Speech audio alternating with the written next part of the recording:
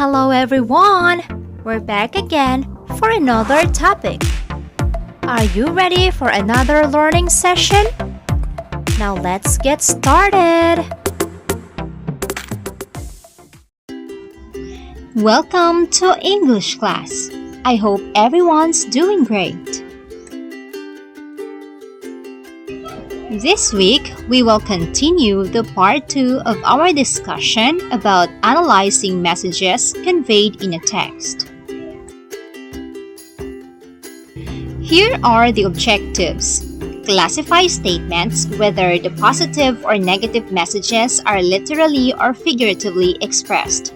Identify the figurative language used in the message conveyed.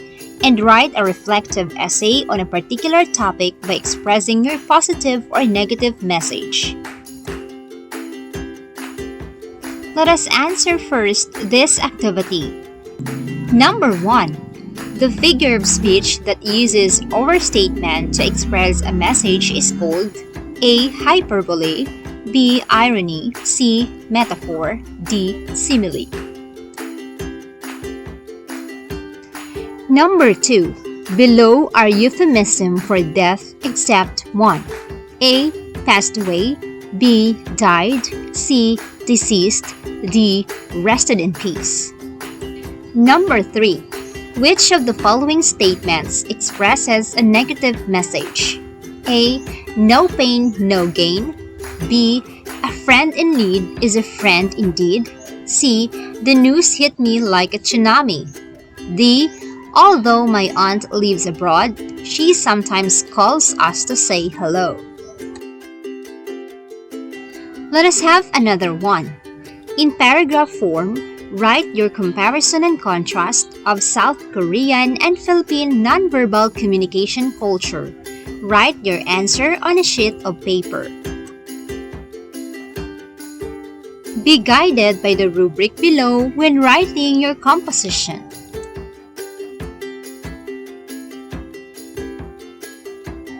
Let's read the South Korean nonverbal communication culture.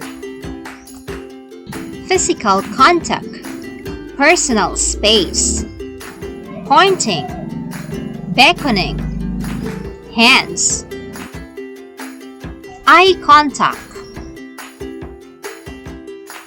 gestures, expressions, smiling, sneezing.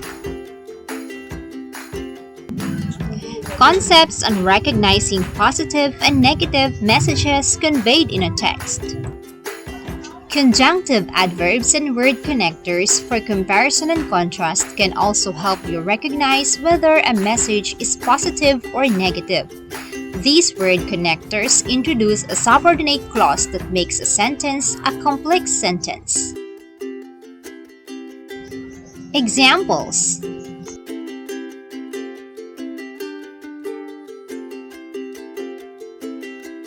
Let us define again what is literal and figurative.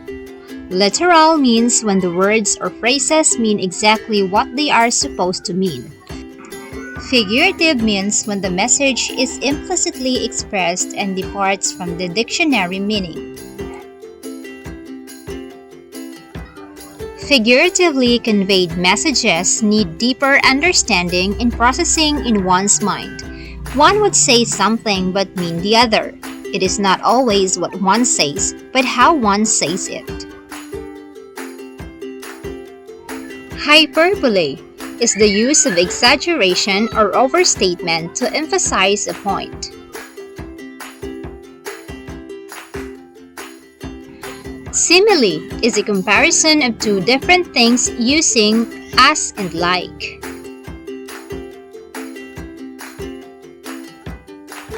Metaphor is a direct comparison of two different things.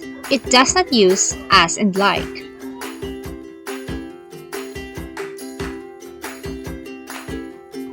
Euphemism is a mild or indirect expression or word that substitutes a crude, blunt, vulgar, embarrassing, hurtful, or unpleasant word. Let's take a look at the examples.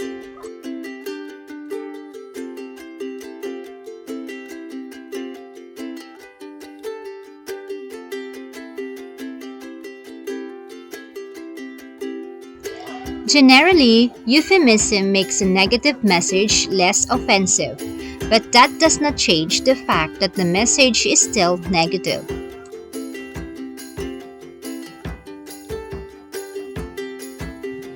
Sarcasm is used to either annoy or mock someone.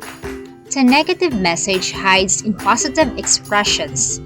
Though it is used to inflict pain, it can, on the other hand, be used for humor. Sarcasm is generally negatively conveyed. Its effect can be positive only to the mood of the reader when it is meant to make people laugh, but the message implied is still negative.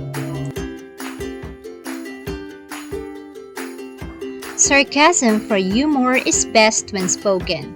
In written text, it is hard to recognize. Nevertheless, the fact remains that it is negatively conveyed. Next one is the proverb. It is an old but familiar saying that usually gives advice. It contains counsel based on a general truth. It is usually a sentence and contains morals. The message makes one think of a good lesson to be applied in life. Idiom is a phrase or expression whose meaning is different from the individual words. The meaning depends on the location and user. It is usually a phrase. Unlike proverbs, an idiom does not contain morals. Let us take a look at the examples. Let's analyze. Take a look at this excerpt from an essay entitled, "More and more women are now going out to work and some women are now the major salary earner in the family.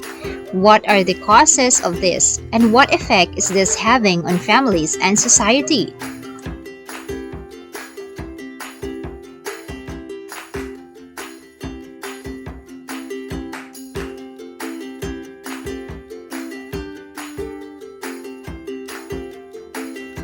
For our activity 1, let's figure it out. In part 1, all sentences are positively conveyed. In part 2, all sentences are negatively conveyed. On the space provided, write which of the following is used: hyperbole, simile, metaphor, euphemism, sarcasm, proverb, or idiom. Activity 2.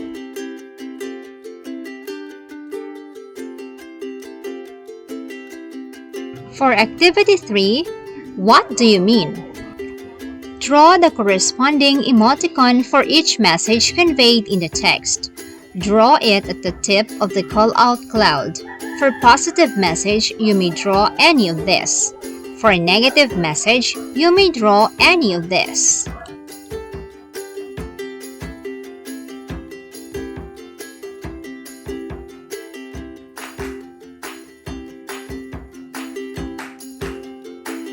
For our final assessment, read the text.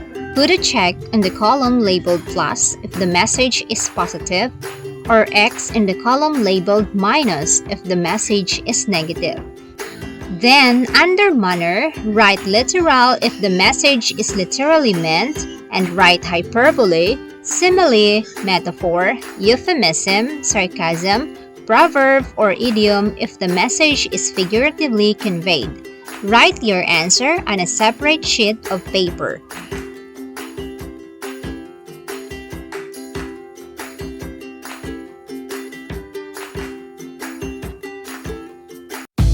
Thank you for your wonderful participation. I hope that you learned a lot from our discussion. Till next time!